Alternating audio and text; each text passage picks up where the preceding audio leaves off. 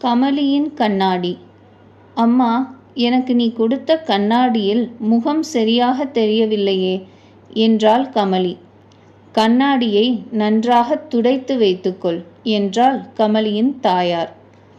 அதன்மேல் எண்ணெயும் தூசியும் படிந்திருந்தால் சரியாக தெரியாது.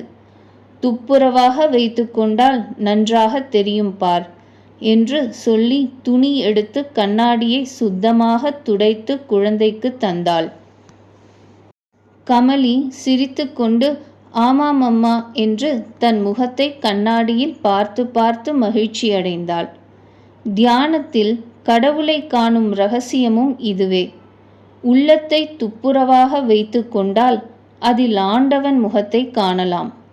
ஆசையும் அழுக்கும் படிந்திருக்கும் உள்ளத்தில் அந்த திவ்ய ஸ்வரூபம் காணப்படாது. ஸ்ரீ ராமகிருஷ்ணர் தேவியை நேரில் கண்டு மகிழ்ந்து ஆனந்தத்தில் மூழ்கினார் என்றால் அதன் காரணம் இதுவே. அவர் உள்ளத்தில் அழுக்கே இருக்கவில்லை. இதுவே அவர் பிறருக்கும் உபதேசித்தது. அந்த உபதேசத்தை உணர்ந்து பயன்படுத்தி கொள்வோமாக.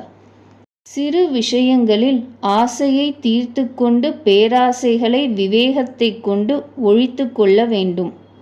அறிவை இதற்கு பயன்படுத்தி கொள்ள வேண்டும். உலக வாழ்க்கை ஒரு பெரும் பாதாள கிணறு போலாகும்.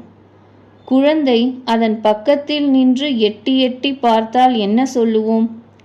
அங்கே நிற்காதே, எட்டி பார்க்காதே, தூர நில் என்போம். அவ்வாறேயாகும் வாழ்க்கையின் அபாயங்கள். கிணற்றில் விழுந்துவிட்டால் மீள்வது துர்லபம்.